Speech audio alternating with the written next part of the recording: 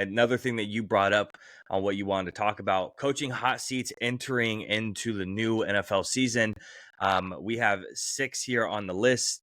Do you want to go ahead and start us off with one of them? Yeah, I'll go with who I think my hottest hot seat is going to be, and that's going to be my boy, Robert Saleh, Right. down there in New York. The New York jobs are always going to be hot seats. That's just the nature of being in that media market. They have not played well, and right now that roster looks really, really good. They got a great looking defense. They got a potential defensive player of the year in Sauce Gardner. They got a Hall of Famer at quarterback. They got Garrett Wilson. Haason Reddick. Yeah, well, Haason Reddick, he's definitely on the Jets, I think. Yep. His name is on the roster. He is on the roster. Yeah. Unconfirmed if he's in New York at all, but his name is on the roster, which, I mean, that just goes to, again, the mediocrity surrounding the Jets. You trade for that guy knowing he wants a new contract, and then you don't hand him the new contract. Yeah. I'm all for not paying the guy. If you don't want to pay him, that's fine, but you guys traded for him. It'd be different if the Eagles sent him home. Yep. But you sent out draft compensation for this guy, and then you're like, oh, you know what? Never mind. We're not giving you any money. It's just dumb. Yeah. But I think Robert Saleh's seat is very, very hot. And I wouldn't be surprised if he's the defense coordinator for the San Francisco 49ers next year. You know, and we talk about that it is a good roster, but it's such a shaky roster. We're talking about a roster that like one domino falls, and we're talking about maybe the entire thing starts falling apart. Guys that are names that are aging. Aaron Rodgers coming off an Achilles injury. We have Mike Williams, who's always injured consistently. We have Tyron Smith, who hasn't played a full 16-game season in years. Who's oh man, I'm drawing a blank. But the right tackle that they went out and signed as well, he's aging. He's not healthy all the time. So we're talking about a lot of guys who are very shaky, especially on the offensive side of the ball. I don't think there's any doubts that this defense is going to be a top 3, top 4, top 5 defense in the league this upcoming season.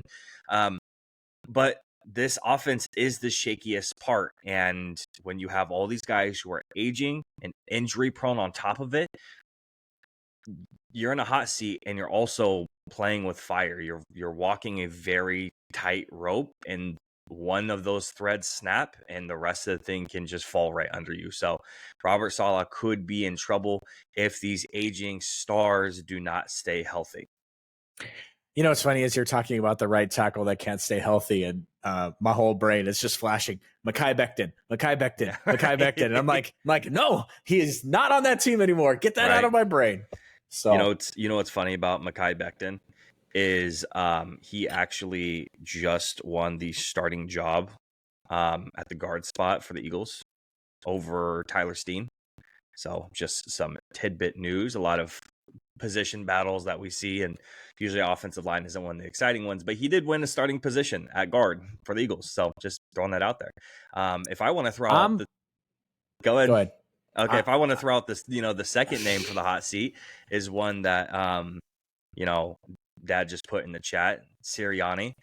Nick Sirianni being on the hot seat, and I know you love talking about Nick Sirianni, and, the owner laying awake at night and wondering if he made the right call. You've talked about Bill Belichick in the middle of the season. We've had a lot of interesting conversations surrounding Nick Sirianni, and I'm bringing him up right now just because the chat brought it up. So why don't you go ahead and elaborate a little bit further on Nick Sirianni, because I know you have some strong feelings about him specifically. Well, I think Nick Sirianni sucks. Yeah. And I think his quarterback, I think Jalen Hurts thinks Sirianni sucks. Yeah. The CEO head coach doesn't exist in the NFL anymore. You don't hire CEO head coaches. Kyle Shanahan calls plays. Mike McCarthy calls plays. Sean McVay, Andy Reid, all these dudes call plays. Right. Tomlin and Harbaugh, these are the coaches from yesteryear, right? Mm-hmm. And even Brian Daboll. The Giants are like, hey, we signed you from the Bills because you were doing all this cool shit with Josh Allen, and now you're not calling the plays. That's not going to happen. The Moras went in and were like, no, you're going to call plays or you're going to get your ass fired. And he's not even on the list, just so you guys know. But Sirianni sucks. He got play calling taken from him by the front office because he sucks. They handed it to his offensive coordinator. They should have fired Sirianni and kept Steichen, and they didn't. So now they're stuck with that. And Jalen Hurts basically came out and said that he doesn't know what he's doing from an X and O standpoint. The Eagles front office went in and loaded this team up. They invested, they sucked at corner. They went and got 2 of the top corners. They went and got a running back. They went and did all this shit, loaded up the team. If they don't burst onto the scenes, Sirianni, yeah. And hopefully they hire Belichick and they don't try to hire freaking Jason Kelsey, because he's also one of the right. favorites right now in Vegas. Yeah, man, you can't run 87 in a Ferrari. And right now it feels, when you have a CEO head coach that doesn't, when the offense is in a slump, Sirianni can't do anything about it. When the defense is in the slump, Sirianni can't do anything about it. He doesn't affect, he just sits there and calls timeouts on game day. And if your team has Super Bowl aspirations and it doesn't get it done, why do we have you here? It's why Dion will never be an NFL head coach, because he doesn't call plays.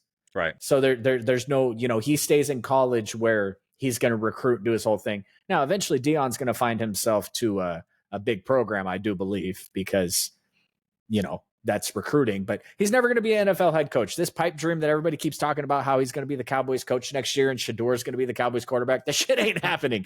Dion is not coming to be the Cowboys head coach. He's, he doesn't call plays. It's not going to happen. So I would I think it's more likely Sirianni gets fired than he doesn't get fired. And we're talking about soon. I think when it comes to these last 2 that we just brought up, I think it's more likely that Sirianni gets fired mid-season than Robert Saleh. I feel like the Jets would wait until the end of the season if they're not having a successful one. Sure. Because again, if Robert Saleh isn't successful, I think there's a big part of it that is the roster fails him because of injuries, not because of him himself. Obviously, there's been a bunch of issues there. But the defense has been really good, so at least he's good at what he's supposed to be good at. But Nick Sirianni, I think it's more likely that he gets fired midseason than those last 2 guys for sure, or out of those last 2 guys. The next one that we have on the list is a brand new head coach. He was an interim head coach, and now he's a brand new head coach, and that is Mr. Antonio Pierce. Are we throwing Antonio Pierce in with his hat in the ring with the rest of the CEO head coaches? Is that what I know? We've had some comments before in the past about, you don't know what you're talking about, Antonio Pierce. You called him a pom-pom coach. You don't know what you're talking about. So I don't know if I agree with Antonio Pierce being on the hot seat. Do you want to elaborate on that one? Because I don't know if I agree with him quite being there. I think he's going to be allowed to have at least 2 seasons under his belt. Mark Davis went out and hired John Gruden and paid him the super bag, and it didn't work out.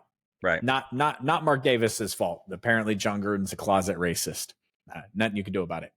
Then he goes out and he gives the bag to Josh McDaniels. And, well, Josh McDaniels sucks. But he went out and spent the money. And then he let Max Crosby and a couple of the players dictate him into hiring Antonio Pierce. Mark Davis did not want to hire Antonio Pierce. Right. Now, he might have hired Antonio Pierce because he's still paying Gruden. He's still paying Josh McDaniels, and he couldn't afford to pay a real coach because, coaching salaries don't come from the NFL. You actually got to pay that shit. You got to invest. Yep. That's why the Chargers health staff has been trash for years, because Spanos is a freaking cheapskate. But the only reason why Antonio Pierce is there is because Max Crosby was like, if you don't bring him back, I'm going to walk. Yep. So when they suck this year, Gardner Minshew, Aiden O'Connell, and company. Everybody's like, Aiden O'Connell beat the Chiefs. I want you to go back to that game, Jacob. Do you want to know what Aiden O'Connell did not do in the second, third, or fourth quarter of that game where they beat the Chiefs?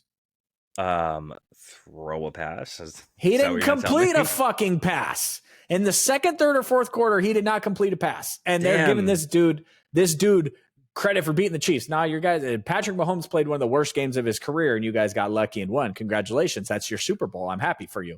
But Gardner Minshew had an okay season last year with Shane fucking Steichen, an offensive whiz, and now he's in LA. Now he's in Las Vegas. I just think the Raiders are going to be trash this year. And when the rah-rah pom-pom stuff isn't working because you guys have lost 7 games in a row, what can Antonio Pierce do? He was a linebackers coach. He doesn't call plays. He doesn't scheme defense. He doesn't scheme offense. How's he going to turn it around? When they go into a 3-4-5 game skid, how's he going to turn it around? He's not Oh going yeah, to be no, able to. I'm not saying I believe in the Raiders as well, and I'm not saying that he can turn it around. I'm interested to see how much time he's really going to be given moving forward with Las Vegas. I don't think Vegas has a particularly awful roster outside of that quarterback position. Giving Minshew any sort of money was kind of confusing. I think O'Connell and Minshew having a quarterback battle there when you paid the guy and then you're not sure who your starter is going to be, it's a little bit confusing, and it should be worrying to all Raiders fans. But there's a screw loose there anyways, so I'm not sure if any type of reading comprehension or any of that really applies to them. So, yeah, I'm curious to see how much time he's really going to be giving. The next one, unfortunately, you sent me was the Dallas Cowboys and Mike McCarthy being on the hot seat. I don't know if it's possible for Mike McCarthy to be on the hot seat. Now, let me ask you this question. What is it going to take for Mike McCarthy to get fired?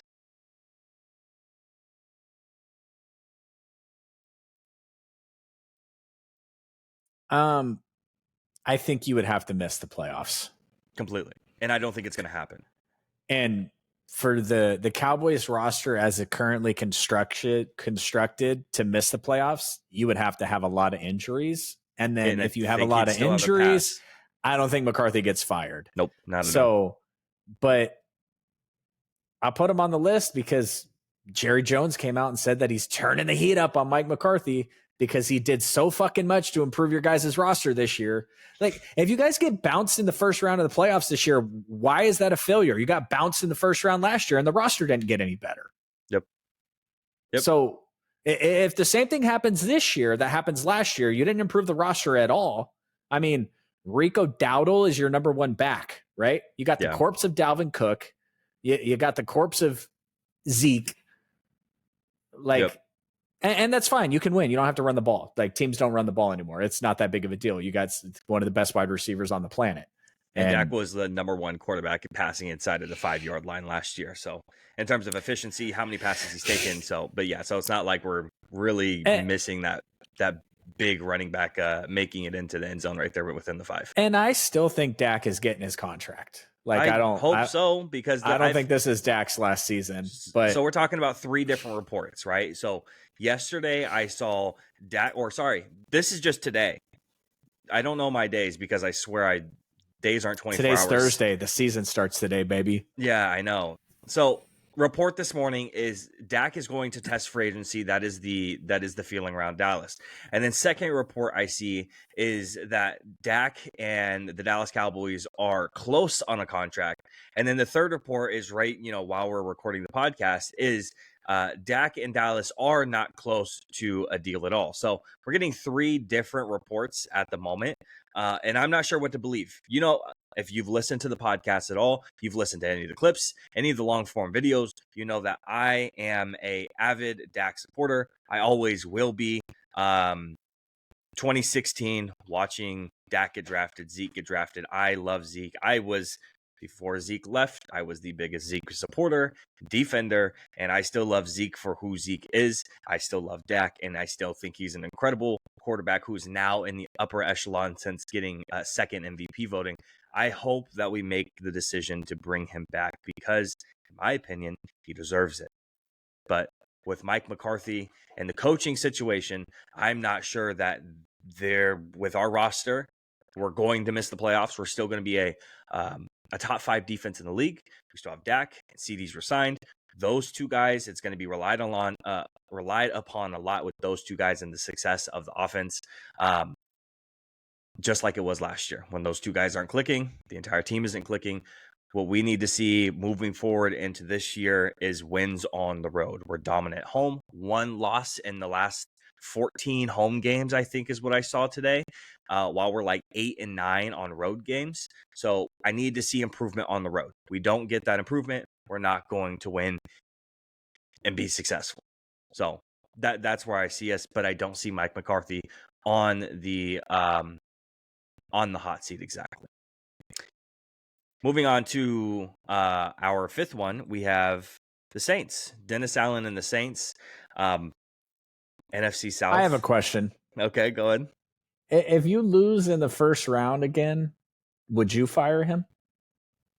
Yeah, but I'm an unhappy 26-year-old, seen 5 playoffs wins in my entire life fan. Okay, then let me ask you this. If you could fire one person, let's say the Cowboys flame out this year, they have a bad season. Would you fire the coach or would you fire the GM?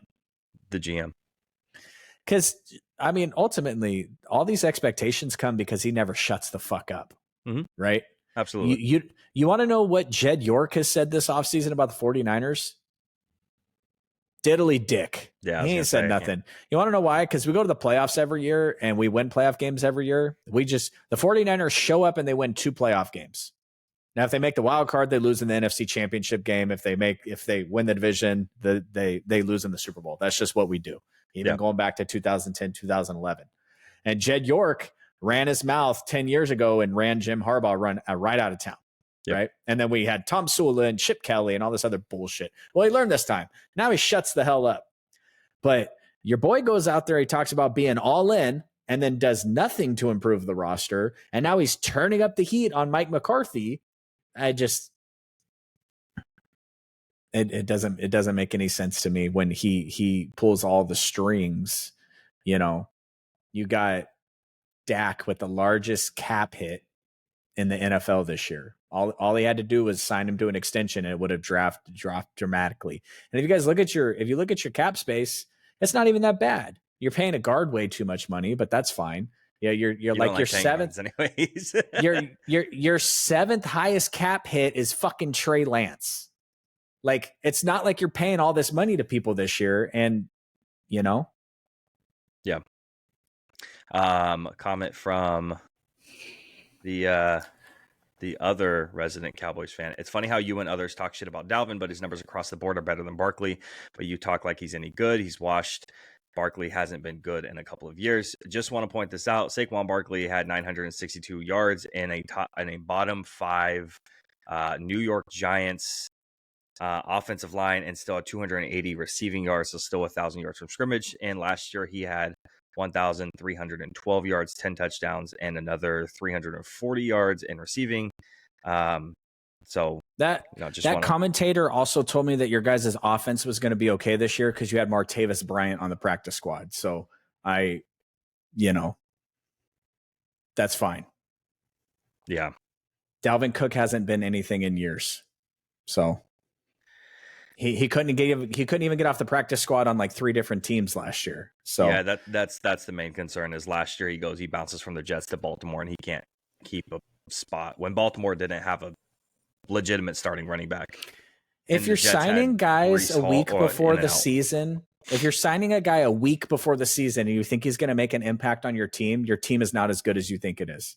Dudes that sign in the last week of the season are not doing anything unless they're training camp holdouts. That's fine.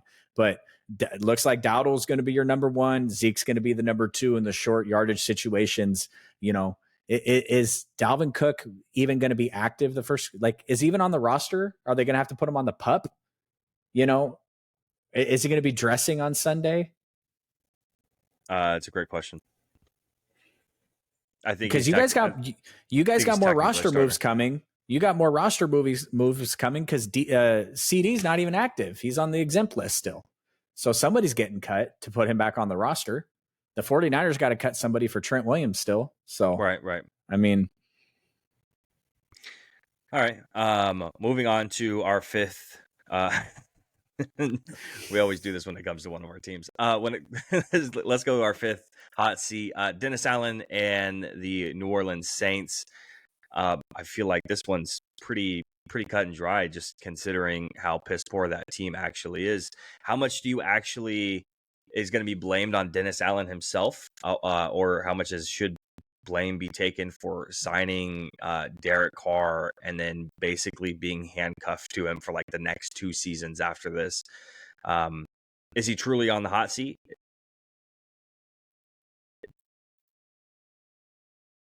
He's not a head coach. He's just not a head coach. It's like the guy that we're going to talk about next. I don't think he's a head coach, and we'll see. But if the Cowboys let Dak walk in the offseason, it puts them in the same hell that the Raiders are in. Right, they got this roster. Their quarterback sucks. Derek Carr was fine. Yep. Like they sign him to the contract, and does he suck because the offense sucks? Does he suck because he sucks? I don't know, but I keep seeing everybody talking about how the Saints are like a surprise. Oh, I got the Saints to make the playoffs this year. I got the Saints to sneak into the play over who? The Rams? Yep. Over the Cowboys or the Eagles, whichever one of those doesn't win the division. You know, you got the Rams sneaking into the playoffs. Why? Rams. You got the Saints, damn it, sneaking into the playoffs. for why? Because of Derek Carr? Because of Chris Olave? Why? Reggie Bush is coming out of retirement? I'm confused. Like, what? Yeah, but then again, the NFC is so volatile this year. You know, the top teams might not be the top teams, or they could be, or they may not be. So maybe he just sneaks by, but I just think it's proven that he's not a head coach. I don't quite understand why he's still a head coach. Yeah, I think that I think with the defense, a healthy defense, the defense is not bad. But the problem is I don't think the roster is talented. Like, I don't know what people are talking about, like, in even potentially being sneaky. I don't think this team is good. I don't even think the team is close to being good. Your offensive line is horrible, and you've made attempts to try to draft offensive linemen to fix this, and it didn't work out. Guys like Trevor Penning, fuck that guy. I knew that guy was going to be awful, and he looked awful. Every single thing about him looked terrible in his film. I didn't even know what we're looking at. He didn't even look like a monster. So he was going to be awful. You have Chris Olave and Rashid Shaheed, that's your number 2? I mean, is that really what we're running off of? Alvin Kamara, who doesn't actually have any sort of commitment to this team at all, selling his house in New Orleans, and he's going to move on next year. So what do we? Derek Carr, who his average depth of target is like almost behind the line of scrimmage. Like, this offense is just not good, and I don't think it's very talented. I don't think the roster is very good. So I think dumping him is very possible, but I just don't think bringing someone else in is going to be good at all, just because, again, the roster's not good at all. I think the Saints suck, and it wouldn't be surprising if they ended up last in their respective division. Obviously, with the Falcons up and coming, I believe in the Panthers. Tampa Bay coming off of a playoff berth. I think the Saints can very, very comfortably end up a bottom 7 team in this league and last place in their division. So it's definitely possible. I thought this last one was interesting from you because we're talking about the NFC South, and you put Raheem Morris, the Atlanta Falcons head coach, on the list. Why is Raheem Morris to you on the hot seat? Polar opposite of New Orleans? Because the owner thinks that they have a Super Bowl roster. Because Arthur Blank thinks the Falcons have a Super Bowl roster, and Raheem Morris can't do anything with the offensive side of the ball. So if Kirk Cousins is bad Kirk Cousins, I'm a Kirk Cousins fan. If he's bad Kirk Cousins and they have to switch to their rookie, and then Penix doesn't look good, what is Raheem Morris going to do about that? He's not going to do anything about it. Do you know what can happen if Dak looks like shit? Do you know what happens if Dak is bad and Cooper Rush has to play? Mike McCarthy can orchestrate an offense to make that successful. If Matt Stafford gets hurt, and actually I think it's Jimmy Garoppolo. So they might be fucked either way. That's a bad example because Jimmy Garoppolo sucks. Stetson Bennett? Yeah, that he sucks too. He's not an NFL player. But you get my point. Like, when you have an offensive head coach that calls the plays, because you can say what you want about defense, your quarterback is the most important player on the team. And we already saw what happened last year with the Falcons. They had all this talent. They got a coach that hates fantasy football and doesn't want to throw the ball to Kyle Pitts or let Bijan Robinson run the ball. And I just think now the Falcons might be really good. They might be really good. Yeah. I've done a couple scheduled. I did a scheduled prediction that had them going 14-3. I'm like, well, that's wrong. Let me back that out because that can't be right. But they definitely have the benefit of schedule this year. Their owner thinks they have a Super Bowl talented roster. And when your owner thinks that your roster should make the Super Bowl, you should know this. Anything in the personnel department is up in the air if you fall short of those expectations. Now, if the Falcons go to the playoff, win the playoff games, or look good in the playoffs, he ain't going anywhere. But if they go like 7-9, if Kirk just isn't great and Penix just isn't ready, you know? And I think what's sad about this too is the roster has a lot of names on the offense, especially Bijan, for how star-studded he must seem coming out of college and having a decent rookie year. He is largely unproven. You have Drake London, who is largely unproven. Kyle Yeah, Pitts, he may not be good. People Yeah. think he's good, but Kyle Pitts may not be good either. Yep, absolutely. So you have all these guys and a really good offensive line. We should point out the Atlanta Falcons have all pro talent on their offensive line. But you know, a quarterback who's coming off of a major injury, and then a defense that's not very good. They've addressed it with a couple of signings recently, but the defense that just flat out is not that good. You have good pieces, AJ Terrell. You have Jesse Bates, who was arguably the best safety in the league, you know, up there with Kyle Hamilton. But outside of that, your roster is not good. Your linebackers are incredibly weak. Your pass rush just isn't there because a lot of the guys you've been drafting haven't panned out. So the defense is weak. And I'll even push back on that even more because they were like 29th in the NFL last year in pass rushing and they added Judon. That's cool. I like Judon. So now you're going to be 24th. You're not going from 29th to 10th. It doesn't happen like that with one player. And AJ Terrell has 4 fucking interceptions in his entire career. Yeah. Trust me, I like the dude, but they just handed him a super bag and he's not PS2, Patrick, over there in Denver country, who we'll talk about, I'm sure, soon. Yep. Right after this. He's got 4 interceptions in his career. Yep. So, you know, what is that defense? It ain't much. So Jesse Bates, I like Jesse Bates. He's a good player. But we handed a bag to AJ Terrell and he doesn't get interceptions. You got Judon, that's cool. But besides that, you got, you know what, bro? They do have Ray McLeod. So maybe we are wrong. Ray, I love me some Ray. So you know, just to touch on the AJ Terrell thing, a couple of just advanced stats. He has the second most man coverage rate. So you can't say that he's not shadowing guys because he is. His shadow rate is top 10 in the league. His target separation is 8th in the league with 1.2. Receptions allowed 46 and 576 yards allowed, which is going to be around 60th, but there's not like a full snap minimum to this. So you're probably talking top 30-ish is where he roughly is. 13th in breakups, and then he had 4 touchdowns allowed. This is just last year, but he is 4th in man-to-man coverage success rate. So he plays well. So he's got terrible hands. He has terrible hands. Yeah, that's exactly. But just to touch on it. Unless we have anything else to say about the coaching, we can go ahead and move on. You already brought up, you know, the next guy that we're going to be talking about. Who? PS2. You know why I said that nickname? Because I blanked on if it was Surtain or Surtan. And I'm like, I'm just going to go with PS2 before I get ridiculed by Oklahoma City Thunder fans. You're right. Okay. Shay. Yeah, Shay. Okay, moving on. This is almost going to be some housekeeping stuff. This is, if you're here for the week 1 predictions and talks about for the start of the season, got that all out of the way. Just some housekeeping stuff on guys getting paid and money moves being made. Bars